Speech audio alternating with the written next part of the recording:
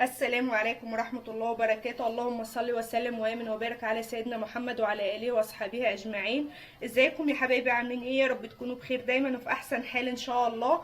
هنعمل مع بعض النهاردة بأمر الله وصفة سهلة جدا ووصفة جميلة جدا جدا، يا رب تعجب حضراتكم. هنعمل مع بعض الفرخة دي. هي أنا قطعاها من النص كده زي ما حضراتكم شايفين، من الظهر كده عملتها بالسكينة، طريقة سهلة جدا اهو كده. جبتها بالنص اهوت يا حبايبي. مكوناتنا سهلة جدا وبسيطة جدا جدا وموجودة في كل بيت. بس الطعم بجد تحفة في منتهى الجمال. هنعمل مع بعض ان شاء الله. هنا معانا المقادير: نص كيلو من الطماطم تقريبا يعني. معانا كمان بصلة وسط، كام فص توم كده صغيرين، او اي توم موجود عند حضرتك. معانا فلفل، لو موجود فلفل حامي وعايزه تعملي فلفل حامي مش مشكله، انا عامله فلفل رومي عادي خالص. معانا كمان هنا التوابل بتاعتنا. التوابل سهله جدا وبتدي تست عالي جدا للفراخ وطعم حلو جدا للفراخ. جربوا الطريقه دي وهتعجبكم جدا جدا. التوابل بتاعتنا: معلقه صغيره فلفل اسود، معلقه صغيره كمون، معلقه صغيره بابريكا، ربع معلقه جنزبيل بودر، معلقه صغيره توم بودره وبصل بودره، من كل حاجه معلقه. معانا كمان ربع معلقه صغيره من القرفه، وطبعا الملح. دي التوابل بتاعتنا اللي احنا هنستخدمها بامر الله للفرخه بتاعتنا. الطريقه سهله جدا وطريقه حلوه جدا جدا. هضرب كل المكونات دي كلها في الخلاط وهرجع لحضراتكم تاني عشان بس صوت الخلاط ما يزعجش حضراتكم، وهرجع لحضراتكم من تاني بامر الله. اهوت يا حبايبي زي ما حضراتكم شايفين بالشكل ده كده. ده الخلطه اللي انا فرمتها في الخلاط: الثوم والبصل والفلفل والطماطم بالشكل اللي حضراتكم شايفينه ده. ومعانا التوابل بتاعتنا هنقولها مرة تانية: معانا ربع معلقة صغيرة قرفة، معانا معلقة صغيرة فلفل اسود، معانا معلقة صغيرة كمان كمون، معلقة صغيرة بابريكا، ربع معلقة جنزبيل، معانا كمان معلقة توم بودرة ومعلقة بصل بودرة، ومعانا الملح. طبعا انا ضفت الملح اهو زي ما حضراتكم شايفين. هنزل بالمكونات دي كده.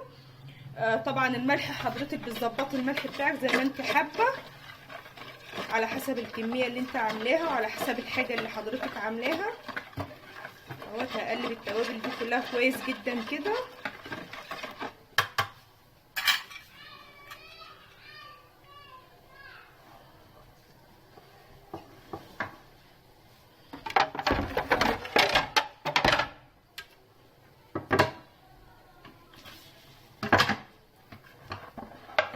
بعد كده يا حبايبي زي ما حضراتكم شايفين دي الفرخه بتاعتي كده. هبدا اغزغزها كده زي ما حضراتكم شايفين بالسكينه عشان كل التوابل كده تخش فيها وتتشرب منها كده وتكون في منتهى الجمال طبعا اهو زي ما حضراتكم شايفين كده. وهنا كده بيكون في دم كده ما بتستويش كويس، انضفها كويس جدا اهو. اخرمها كده، انتقم منها كده زي ما بيقولوا، علشان خاطر ايه؟ ما يكونش فيها اي دم خالص اهوت يا حبايبي زي ما حضراتكم شايفين كده.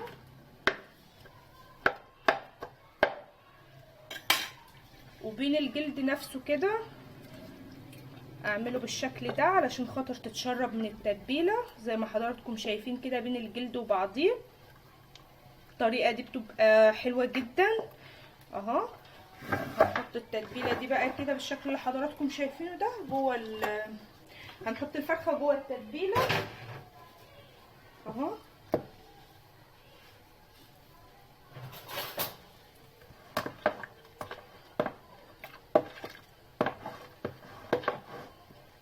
هسيب الفرخه ديت جوه التتبيله. المفروض اسيبها يعني اعملها بالليل واصبح تاني يوم الصبح ان شاء الله اعملها.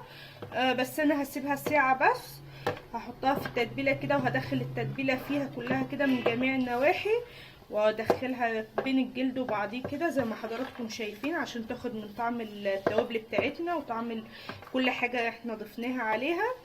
هسيبها ساعه كده ولا ساعتين، وهرجع لحضراتكم تاني بامر الله نعملها وندخلها مع بعض ان شاء الله الفرن.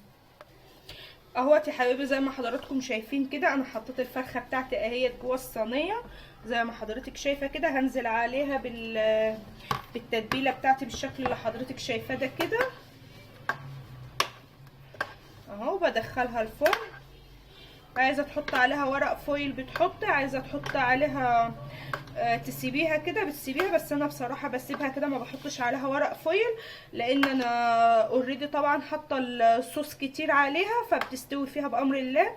وما تستوي هوريها لحضراتكم وهتشوفوها شكلها ايه بامر الله. بجد حلوه جدا وهتعتمدوها لو جربتوها، بجد الطريقه تحفه. هنرجع مع بعض تاني، هدخلها الفرن ان شاء الله تستوي وهوريها لحضراتكم. هنعمل مع بعض بقى يا حبايبي خلطة الرز الاصفر، بتكون طعمها حلو جدا جنب الفراخ وبتكون لذيذة جدا. معانا خلطة الرز الاصفر بتجيبيها من عند العطار، بتقولوا له عايزه توابل الرز الاصفر او رز الكبسه، بيروح مديها لك كلها مطحونه كده مع بعضيها، بتدي طعم حلو جدا عن اللي هي فيها عيدان وفيها الحاجات دي. بتبقى الخلطه دي حلوه جدا. معايا بصله كبيره مفرومه او بصلتين كبار مفرومين ناعم. معانا معلقتين سمنه بلدي كده او اي نوع سمنه موجوده عند حضرتك. هنحط كمان شويه زيت.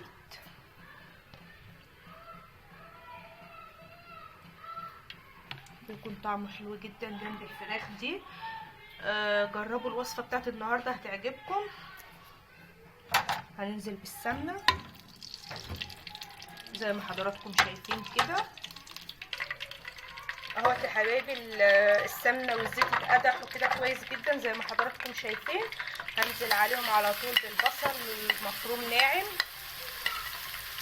على فكره البصل لما بيكون كتير شويه بيدي طعم وبيست حلو جدا زي ما حضرتك شايفه كده.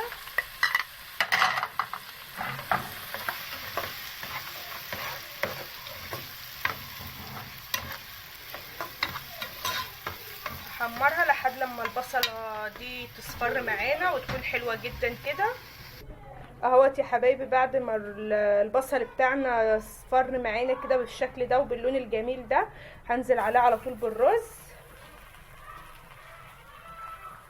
مغسول طبعا ومتنضف كويس جدا اهوت يا حبايبي زي ما حضراتكم شايفين بالشكل ده كده. بقلب في الرز بتاعي كده بعد ما حطيته على البصله غسله كويس جدا وحطيته على البصله اللي انا صفرتها، بيكون بالشكل ده كده. بقلب فيه كويس جدا عشان الرز يسخن معانا، وانزل عليه بالقعد بتاعه. انا عامله رز مصري، عايزه تعملي رز بسمتي براحتك خالص. بنزل عليه بتوابل الرز الاصفر كده زي ما حضرتك شايفه بالشكل اللي حضرتك شايفاه كده، وبقلبه كويس جدا. شايفين شكله جميل ازاي وريحته تحفه في منتهى الجمال، بجد حلو جدا.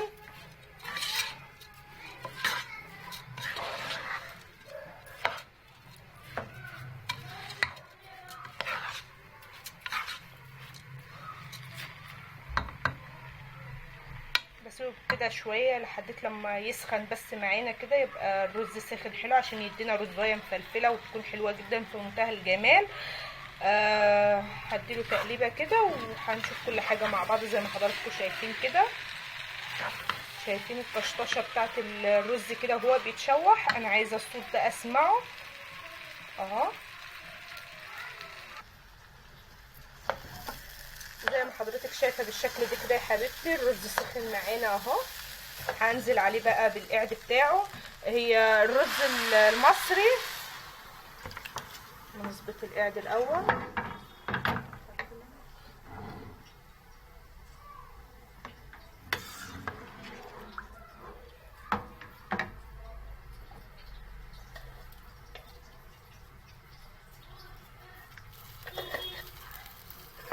نزلت عليه بالملح كده يا حبيبتي زي ما حضرتك شايفه بالشكل ده كده. هظبط القعد زي ما انت كده شايفه يا حبيبتي، بيكون بالشكل ده كده على زبطان الرز بتاعنا. طبعا انت لو عايزه تعمليه بالمعيار، كل كوبايه من الرز بتحطي ليها كوبايه من الميه. ده الرز المصري. الرز البسمتي بتحطي كل كوبايه رز عليها كوبايتين ميه، ده الضعف. يبقى احنا كده حطينا للرز المصري ده لكل كوبايه رز كوبايه ميه. هنغطي عليه بقى ونسيبه يستوي، وهنرجع نوري لحضراتكم بعد ما يستوي ان شاء الله. اهوت يا حبيبتي زي ما حضرتك شايفه بالشكل ده كده. اول ما الاقي المنظر ده كده على الرز ابدا اهدي النار عليه خالص اهو. هديت بالشكل اللي حضرتك شايفاه ده، وهغطي عليه لحد لما يتشرب خالص، وهقلبه دلوقتي قدام حضرتك وهتشوفيه. اهوت يا حبيبتي زي ما حضرتك شايفه بالشكل ده كده. ده منظر الرز بتاعنا. هقلبه. شايفين الجمال؟ مفيش اجمل من كده بصراحه، تحفه اهو. قلبته بالشكل ده. هغطي عليه على طول علشان خاطر البخار ده هو اللي بيسوي لنا الرز اهو. هغطي عليه وهرجع لحضراتكم بعد ما الرز يستوي بامر الله، اوري لحضراتكم في الشكل النهائي ان شاء الله. ده يا حبايب الرز بتاعنا بعد ما طلع اهوت زي ما حضراتكم شايفين. هيكون بالشكل والمنظر اللي حضراتكم شايفينه ده. بيكون الرزايه مفلفله كده زي ما حضرتك شايفه. بيكون جميل جدا جدا اهو. اهوت يا حبيبتي زي ما حضرتك شايفه بالمنظر ده، بطريقه سهله جدا وطريقه لذيذه جدا جدا. اولادك هيحبوها ان شاء الله. يا ريت لو الفيديو عجب حضراتكم ما تنسونوش في اللايك والشير والسبسكرايب للقناه، علشان القناه بتاعتنا الصغيره تكبر بحضراتكم. وكلمه منكم في التعليقات تشجعوني بيها كده، ومع الف سلامه.